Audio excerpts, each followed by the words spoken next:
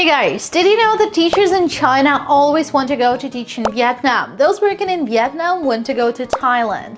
Those working in Thailand want to go to China. So what is the best place to teach English? The grass is always greener somewhere else. In this video, I'm going to compare my experience of teaching English in Vietnam to my experience of teaching English in China. If you're interested in teaching in Thailand, check out this video. We broke down all common questions, where to find jobs, and what are the salaries.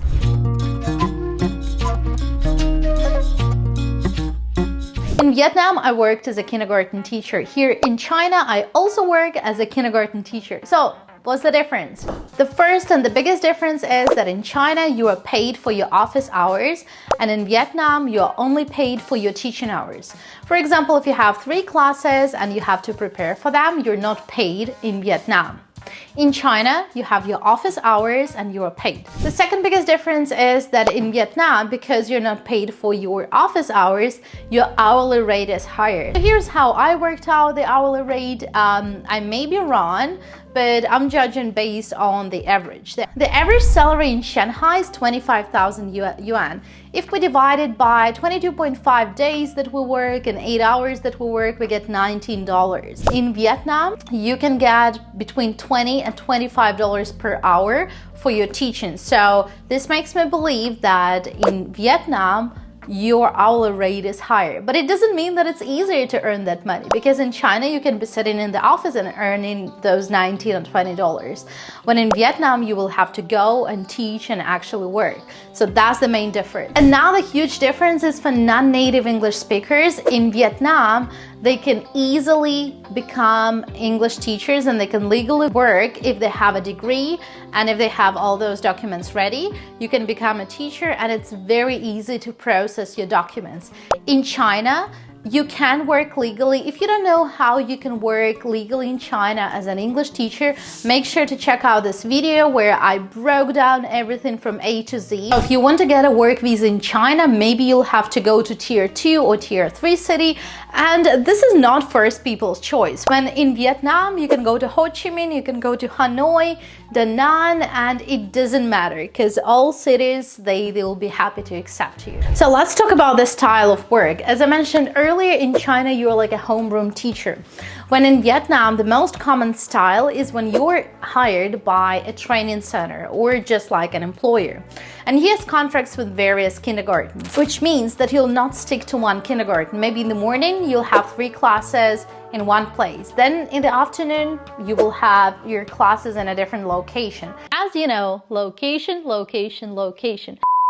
Then in the evening, maybe you'll have your classes in a different location. So this is a completely different style. If this style suits you and you like those gaps between classes, that you'll be working like 8 till 10 in the morning, then 3 till 5 in the afternoon, then it's great. If you don't like it, because I believe it's not for everyone, and going to different places is also not for everyone. Another huge difference is the number of students in classes, and right now you might be surprised because China is notorious for having big classes, and in public schools there are still big classes. You may have heard the news that recently the birth rate has dropped significantly and lots of kindergartens are shutting down because they cannot keep the business running. So this is why in my class right now in China, I have 6 students.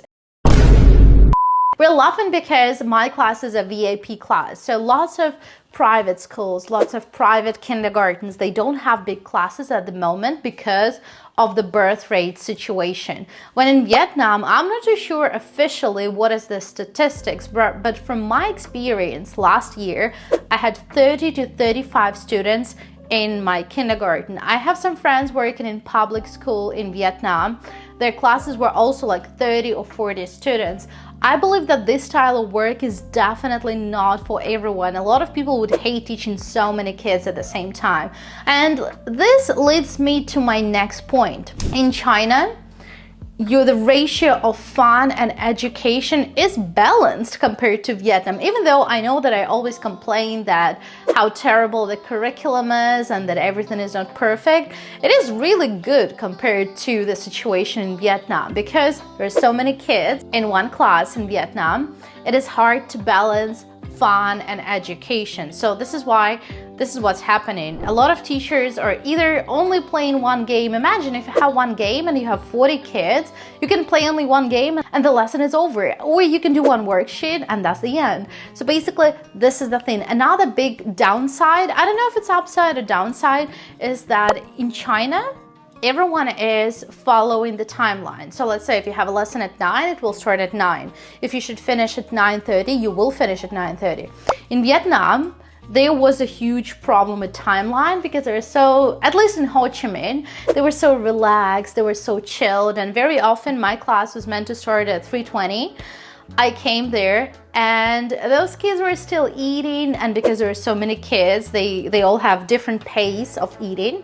And if you're paid for your hours, if you're paid for 1 hour and a half and you have 3 back-to-back classes, you cannot really make your classes longer or shorter. So in fact, most of my classes in Vietnam were like 20 minutes because you have to organize and you have to go from classroom to classroom. So let's say you come for the first class, kids are still eating, you end up having 20-minute class, then you go to another class, and then you have to put on your laptop, set up all the stuff again, then you go to the third classroom, and it all takes time. So I would say in terms of timing, realistically, your classes would be a lot shorter. But in China, it is all very well organized, the timeline is perfect, and everyone will make sure you stick to the timeline. The last thing is probably progress check. In China, even my pre-K level, they have tests, and basically this is how we track their progress. But in Vietnam, they do not emphasize progress, they're still learning how these things are working, how to organize these things. So I would say it is really hard to gauge their progress. So guys, let me know your thoughts and let me know what you think about working in Vietnam. To my mind, if you want just something different, if you want to work fewer hours, you want to work like 3 or 4 hours a day, if you are happy for getting paid only for your working hours, not for the office hours. If you're happy to have larger classes and completely fun classes, then Vietnam would be for you. But if you really want to focus on better education, smaller classes, and you want to have your office hours, because I believe office hours are very important, then working in China would be the best option for you. Let me know what you think in the comments, and thanks for watching this video, and see you later, guys. Bye.